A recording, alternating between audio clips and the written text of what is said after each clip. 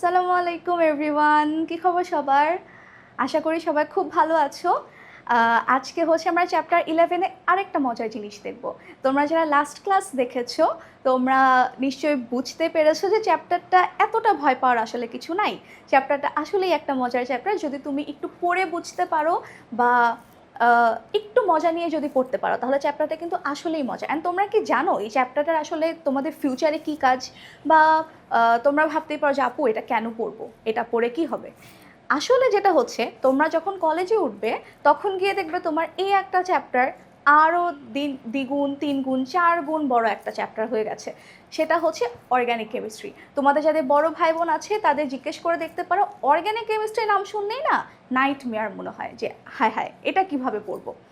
তুমি যদি এখন থেকে তোমার বেসিকটা ক্লিয়ার রাখো বা এই মজাটা ক্যাচ করতে পারো তাহলে তোমার কিন্তু আর কলেজে গিয়ে অর্গ্যানিক কেমিস্ট্রি পড়তে আশা করি কোনো সমস্যা হবে না, বরং তুমি আরও মজা করে আচ্ছা সবার আগে আমি অর্গ্যানিক কেমিস্ট্রিটা শেষ করে ফেলি, এরকম হবে। আচ্ছা, চ্যাপ্টার 11-এ কত রকমের বিক্রিয়া আছে বলো তো? একবার ক্লোরিনেশন বিক্রিয়া, একবার ডিকার্বক্সিলেশন বিক্রিয়া, হ্যান ত্যান, তারপর আবার জারণ হচ্ছে, কত রকমের বিক্রিয়া আমরা করেছি, রাইট?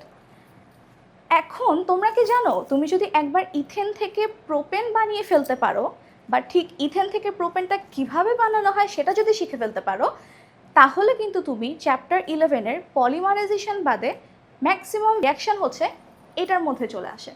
মানে তুমি যদি একবার ইথেন থেকে প্রোপেন বানানো শিখে যাও, এরপর তুমি যে কোনো কিছু থেকে যে কোনো কিছু বানাতে পারবে। তোমার কাছে মনে হবে আরে এটা তো বাম হাতের খেল, খুবই সহজ। চলো আজকে আমরা সেটাই দেখি, ইথেন থেকে প্রোপেন কিভাবে বানাবো। আর তোমাদের একটা কাজ আছে, তোমরা কি করবে, এক্স্যাক্টলি কত নাম্বার বিক্রিয়াটার কি নাম সেটা তোমরা আমাকে জানাবে। আমি শুধু বিক্রিয়াগুলো লিখে দিয়ে কিভাবে হচ্ছে সেটা বুঝিয়ে দিচ্ছি, কত নাম্বার বিক্রিয়ার কি নাম সেটা তোমরা বলবে। ওকে, তাহলে চলো শুরু করি। আমি লিখলাম হচ্ছে ইথেন। ওকে, ইথেনের সাথে আমি এখন যোগ করব হচ্ছে ক্লোরিন। এটা কি বিক্রিয়া বলো তো? আচ্ছা, প্রথমটা আমি একটু বলে দিই। হ্যাঁ, এটা হচ্ছে ক্লোরিনেশন বিক্রিয়া, যেহেতু আমি ক্লোরিন যোগ করছি এটা হচ্ছে আমার ক্লোরিনেশন বিক্রিয়া। তাহলে এটা হচ্ছে আমার ইউভি বা আলট্রা ভায়োলেট রে। এটা কি জানো? সূর্যের আলো। মানে এই বিক্রিয়াটা হওয়ার জন্য তোমার সূর্যের আলো দরকার, কারণ সূর্যের আলো এখানে প্রভাবক হিসেবে কাজ করে। এরপর বিক্রিয়াটা কিভাবে হয় বলো তো? বিক্রিয়াটা হবে, তুমি এখানে ক্লোরিন হচ্ছে কয়টা, দুইটা, এখান থেকে একটা হাইড্রোজেন একটা ক্লোরিনকে নিয়ে যাবে, আরেকটা ক্লোরিন এখানে যুক্ত হবে। তার মানে আমরা এখানে পাচ্ছি CH3 CH2 Cl, যেটা হচ্ছে আমার ক্লোরোইথেন বা ইথাইল ক্লোরাইড, প্লাস আমার এখানে উৎপন্ন হচ্ছে হাইড্রোক্লোরিক অ্যাসিড। ওকে, এরপর আমি এখন এটার সাথে কি যুক্ত করব? আমার এখানে হচ্ছে ইথাইল ক্লোরাইড। ইথাইল ক্লোরাইডের সাথে আমি এখন দিব বলো তো কি, সোডিয়াম হাইড্রোক্সাইড অ্যাকোয়াস। এটা কিন্তু আমরা লাস্ট লেকচারে পড়েছি।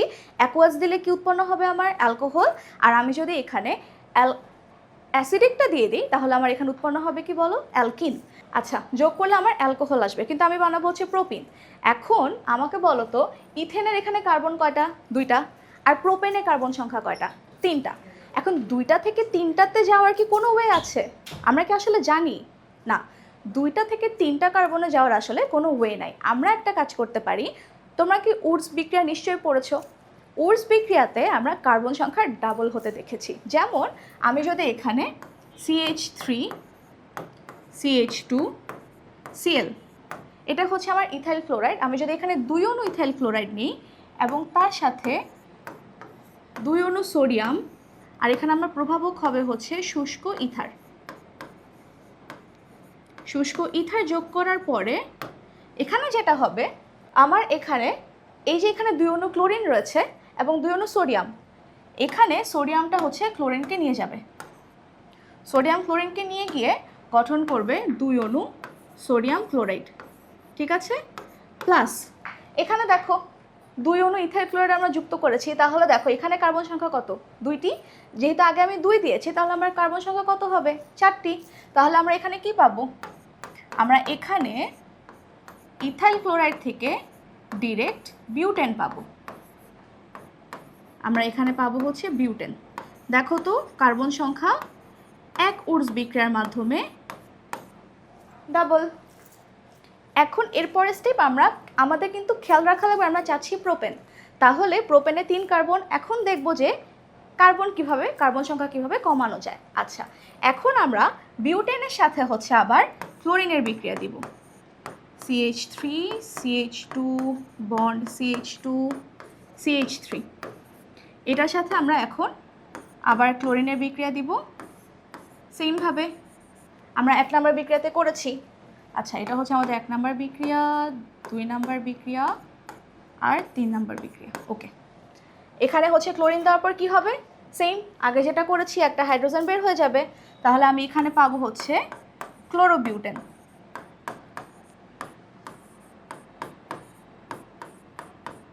এখানে আমরা পেলাম হচ্ছে ক্লোরোবিউটেন।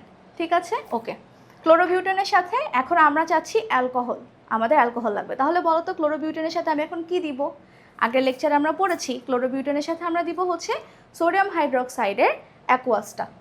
তাহলে আমরা এখানে 4 নম্বর বিক্রিয়াটা লিখব,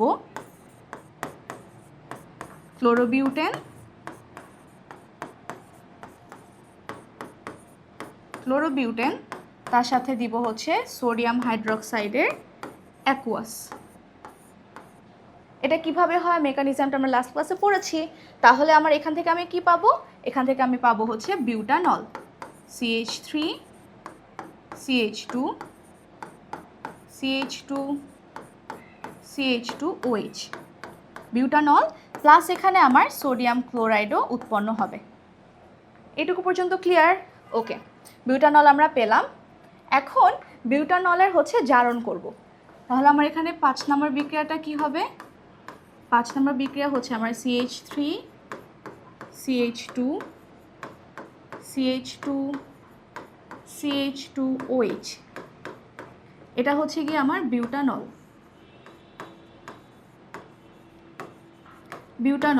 এটাকে আমি যদি জারণ করি তাহলে আমার এখানে আসবে হচ্ছে K2Cr2O7 এবং আসবে হচ্ছে আমার পটাশিয়াম পারম্যাঙ্গানেট KMnO4। তাহলে এখানে আমার একটা জার্মান অক্সিজেন আসবে। এখন অ্যালকোহল থেকে আমি জারণ করলে পাবো হচ্ছে অ্যালডিহাইড। সেটা কিভাবে হয়? সেটা হয় এই জার্মান অক্সিজেনটা এখান থেকে H2কে নিয়ে বের হয়ে যাবে। তাহলে আমার এখানে উৎপন্ন হচ্ছে কি বলতো? পানি। ওকে, প্লাস দেখো এইটুকু ঠিক থাকবে, এই কার্বনের সাথে এই OH যুক্ত হয়ে যাবে। তাহলে আমি এখানে কি পাবো? CH3 CH2 CH2 এবং CHO। এটা কি পেলাম বলো তো? এটা হচ্ছে আমার বিউটানল।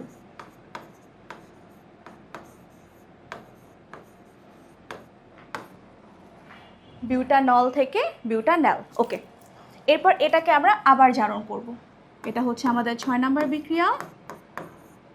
তাহলে আমি যদি এখানে বিউটানল লিখি CHO, এটাকে আবার সেমভাবে আমি যদি জারণ করি K2Cr2O7 KMnO4 আর নিচে হচ্ছে আমার জার্মান অক্সিজেন আসবে।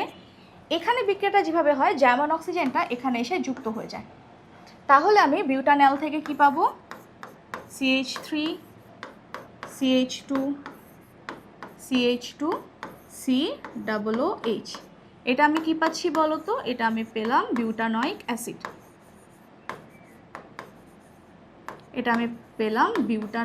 অ্যাসিড। ওকে, ঠিক আছে। এখন বিউটানয়িক অ্যাসিড থেকে আমি এরপর কি করব?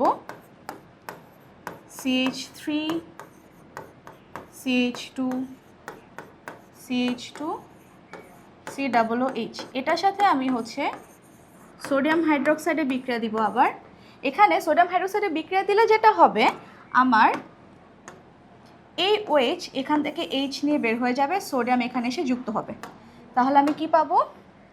আমি পাবো হচ্ছে CH3 CH2 CH2 COONA এবং প্লাস আমি এখানে পানি পাচ্ছি। তাহলে আমার এটার নাম কি হচ্ছে? এটার নাম হচ্ছে সোডিয়াম বিউটানয়েট। আমরা পেলাম সোডিয়াম বিউটানয়েট। ওকে, আর জাস্ট একটা স্টেপ, এরপর আমরা কি পাবো? প্রোপেন। ওকে, চলো লাস্ট বিক্রিয়াটা দেখি, 8 নম্বর বিক্রিয়া।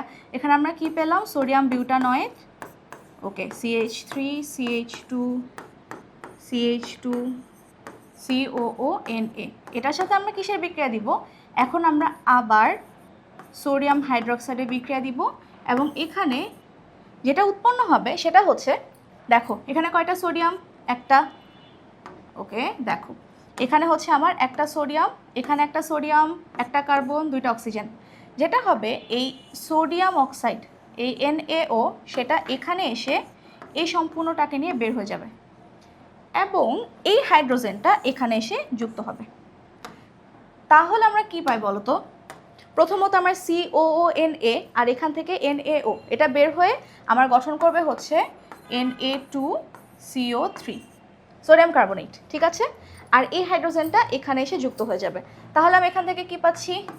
এখান থেকে আমি পাচ্ছি CH3 CH2 CH3, যেটা হচ্ছে আমাদের প্রোপেন, যেটাকে আমরা এতক্ষণ ধরে খুঁজতেছিলাম। 8টা বিক্রিয়ার মাধ্যমে আমরা ইথেন থেকে প্রোপেন পেয়েছি। এখন তোমাদের যেটা কাজ, তোমরা হচ্ছে আমাদেরকে বলবা, এই যে দেখো আমি বিক্রিয়ার পাশে হচ্ছে নাম্বার দিয়ে দিয়েছি, মাত্র 8টা বিক্রিয়ার মাধ্যমে কি পেয়েছি? ইথেন থেকে প্রোপেন। তোমরা আমাদেরকে বলবা যে কত নাম্বার বিক্রিয়াটা আসলে কোন বিক্রিয়া, বিক্রিয়ার নামটা কি। আর এই 8টা বিক্রিয়া করার পরে তোমরা দেখতে পাবে যে বইয়ে পলিমারাইজেশন ছাড়া এবং এই 8টা বিক্রিয়া বা এখানে 6-7টা বিক্রিয়া ছাড়া আসলে নতুন কোনো ধরনের তেমন একটা বিক্রিয়া নেই। এটা পড়লে আসলে সবগুলো কভার হয়ে যাচ্ছে। তোমরা এই যে গ এবং ঘ নাম্বার প্রশ্নে যেটা আসে, যেটা নিয়ে তোমরা এত ভয় পাও যে আচ্ছা 11 চ্যাপ্টার স্কিপ করে গেলাম, যেমন এই যে SSC 25, তোমাদের কি খবর বলো তো? চ্যাপ্টারটাকে স্কিপ করে ফেলেছো নাকি?